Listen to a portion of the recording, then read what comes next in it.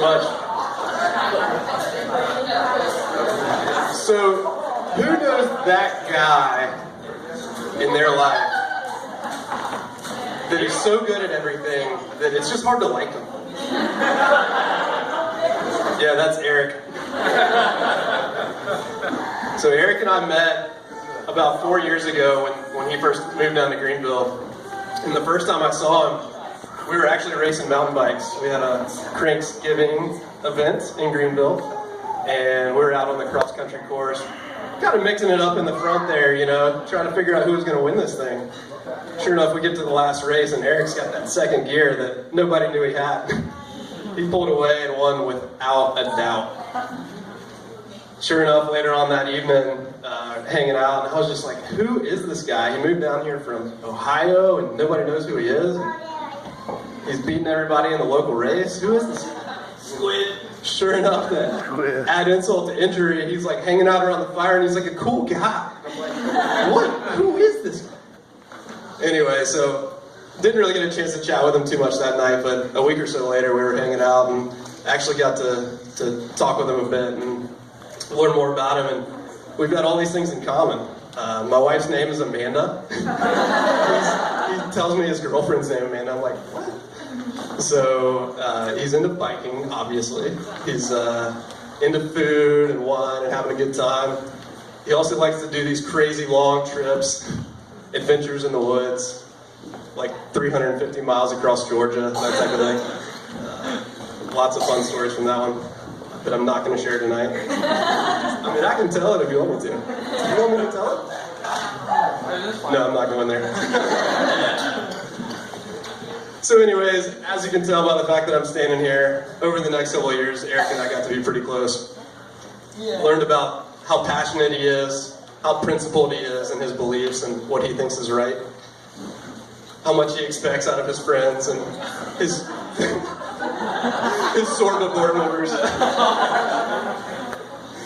Nah, but how great of a guy he is. And through those couple of years, I've also gotten to meet and get to know Amanda as well. Learn how amazing an artist she is. I'm pretty sure that's going to end up in my house one day. Just saying. And how dedicated she is to teaching and trying to make this world a better place. And you know, Eric and I have gone from competing against each other to being on the same team and riding together and spending a lot of time together and have just become great friends. And these two, just the more I've gotten to know them, I realize how good of a team they are. And I just can't wait to see what is going to become of this couple. And just want to raise a glass and say, here's to a lifetime of happiness and adventure. We wish you the best.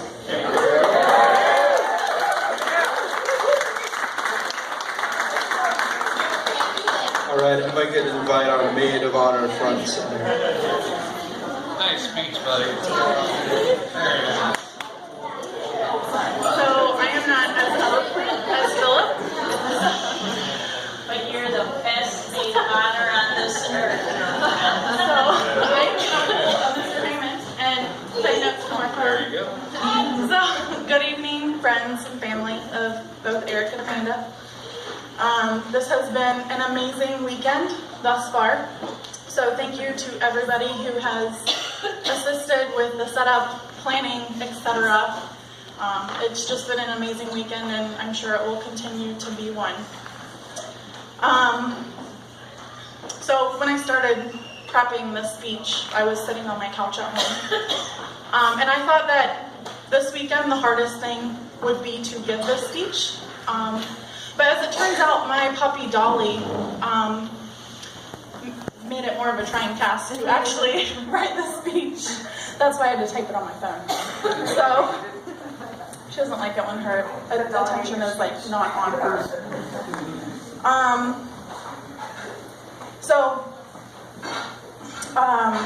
I'm going to take you guys on a little journey through mine and Amanda's childhood. I have known her for quite a long time. So I was trying to think when I was writing this speech, I was trying to remember like a time when I didn't have Amanda in my life. And I couldn't. She has literally been in my life the entire time I can recollect. She's been right next to me. And when I say right next to me, I mean, we grew up right next to each other. Our houses were about 2 houses apart, but we were not that far apart the majority of the time.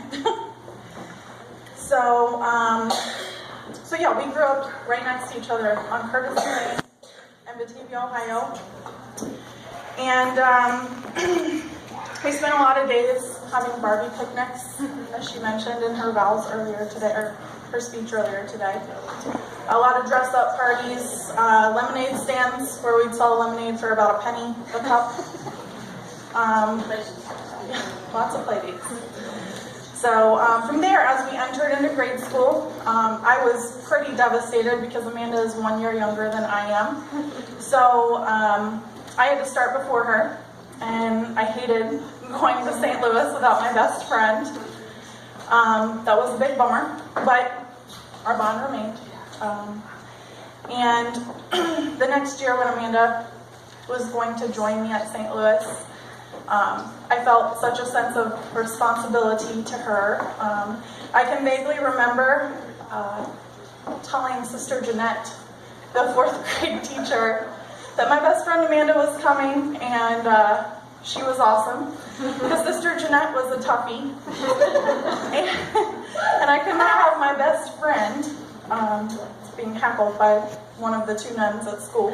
So I wanted her to have a leg up. Through the years, we continued to grow up side by side at McNicholas High School. From there, we split and went to different colleges. But no matter what, when we came back into town, she and I met up, we got together, had our girl talk. And to be honest with you guys, that is really hard to do with Amanda because she is always gone. And she is always traveling. And when she's traveling, she's not just traveling to places in Ohio or around Ohio. I mean, she is constantly leaving to go abroad. So, but I honestly think that that's one of the things I love most about her, is that her sense of adventure is beyond anyone else's I've known. It's inspiring. And although I will probably never have the adventures that she has had, I'm so happy to be by her side to witness all of hers. Jumping up into one of our catch-up sessions when she was home from school, I can vividly remember her telling me about Eric. You know how it is though in college. You know, one guy this week, another guy 2 weeks later.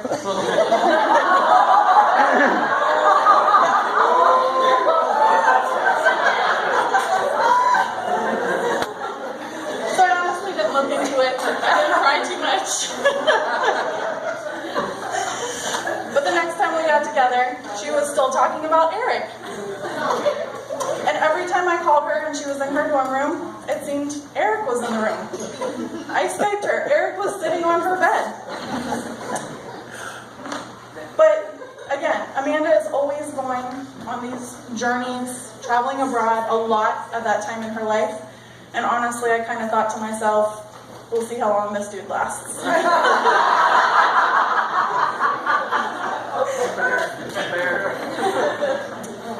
But then the next thing I noticed, Eric was hopping a plane to join Amanda abroad. And that is when it clicked. This was the guy who was her match, the person that would be by Amanda's side for all of her future adventures. And from that moment forward, we welcomed Eric with open arms, and since we spent many days on the lake drinking and enjoying the Kentucky sun. Now, although Eric is a perfect gentleman and he treats my friend with a lot of respect, he cannot drive a Sea-Doo worth a darn.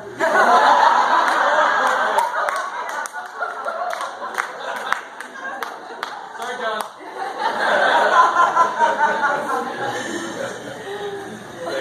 But one of the things I love about Eric is that he always allows Amanda to be who she is. She is a free spirit, she pines for adventure, and makes no apologies for it. Eric, thank you for not only allowing my friend to grow into the woman she has chosen to be, but for standing by her side throughout the journey. I have no doubt that the two of you will live full and happy lives together, and that the adventures ahead are insurmountable. So in closing, I'd like to say to Amanda, it has been a journey and an honor to not only have grown up next to you, but to have stood by your side today as you join this man to move forward in your adventures. Witnessing you take a leap towards your biggest journey yet. And I leave you to move forward in life with your new partner, Eric, because I know that he will make you happy, care for you, and make all of your dreams come true side by side. Cheers to Eric and me.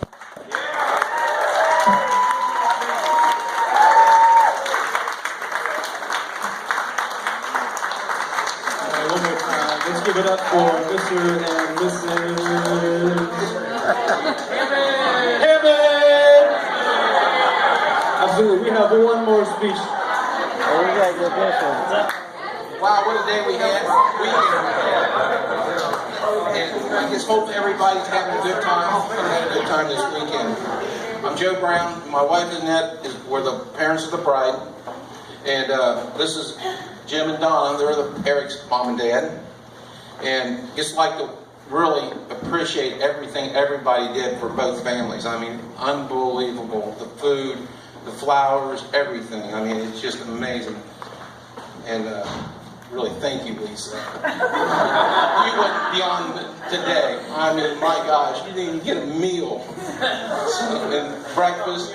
I mean, everybody else done a fantastic job, but you went. You should have ate. I'm telling you. But, yeah, we love you too. But just thank you and thank you and thank you, everybody. I mean, everybody did a great job.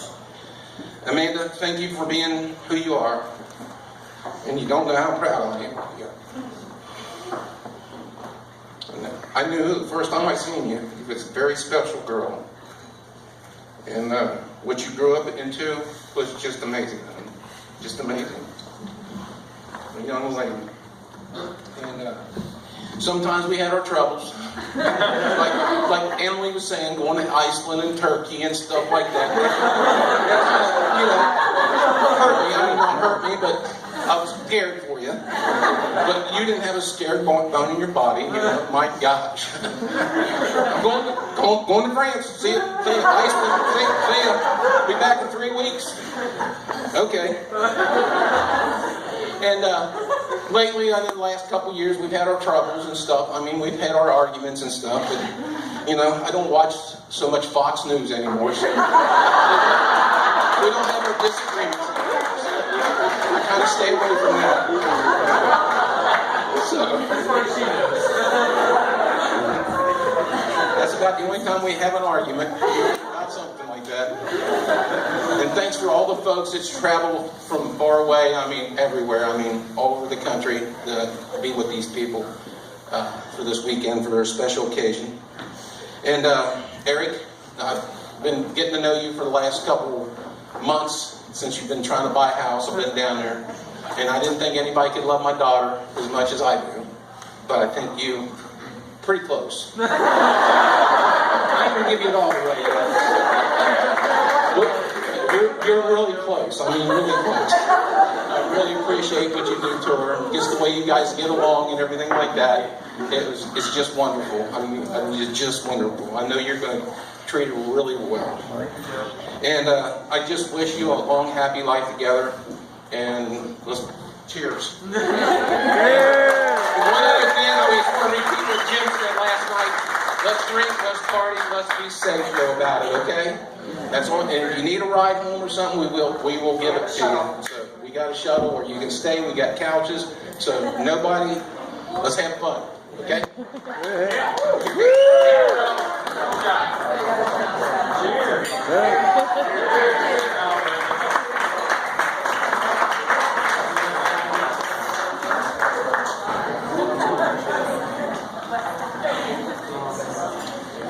We have one more speech tonight.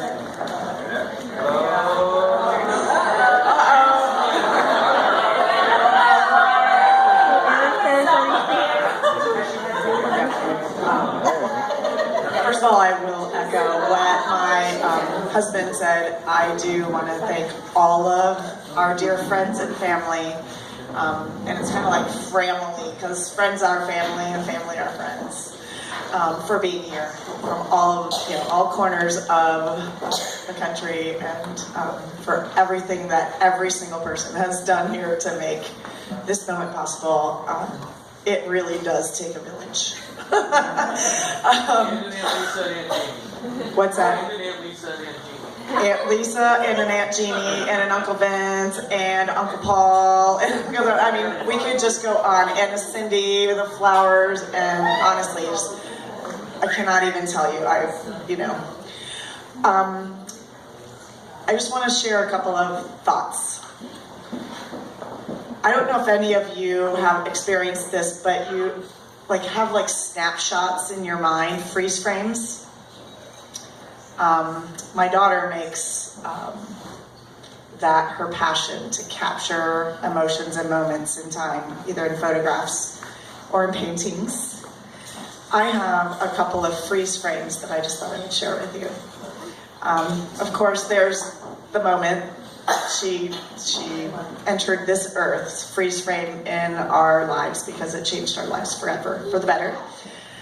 I'm gonna fast forward because this could take all night, and Libby wants to know when we're cutting the cake.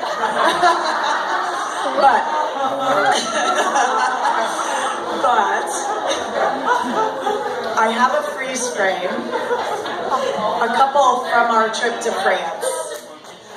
So if you're parents, you probably know that you don't ever want your kids to spend Christmas without family. And so as much as Joe had sworn he would never travel outside the US, imagine that we were going to France for Christmas, because I said, well, I'm having Christmas with our daughter. You can come or not, but I'm going. And he was right there, and we had a phenomenal time. We went to a museum in France called the Pompidou. It was a contemporary arts museum. Some of those stories will be for cocktail hour, afterwards when we're gonna have more drinks. But the freeze frame I want to share with you was a piece of art that was an engineering mural with operating gears. And I just happened to capture this photo of the two of them. Eric leaning in, yep, that's it, trying to figure out, I wonder how that works. And Amanda leaning back, admiring the vision of that art.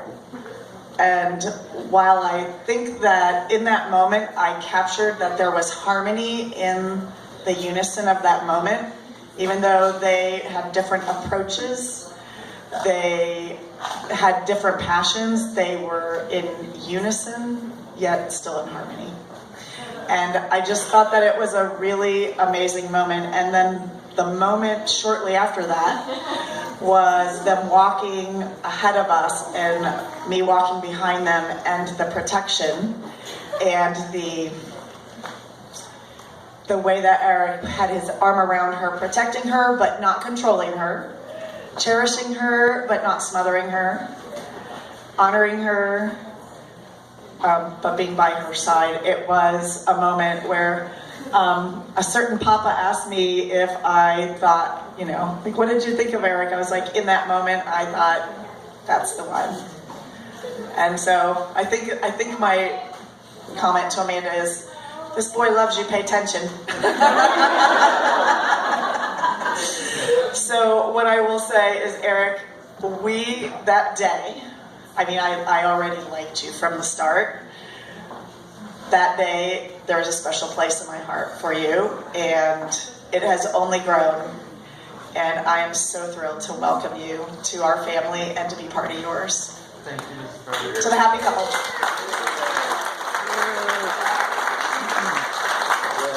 To answer your question about the cake cutting, we're going to move into cake cutting right now. So if everybody would like to gather right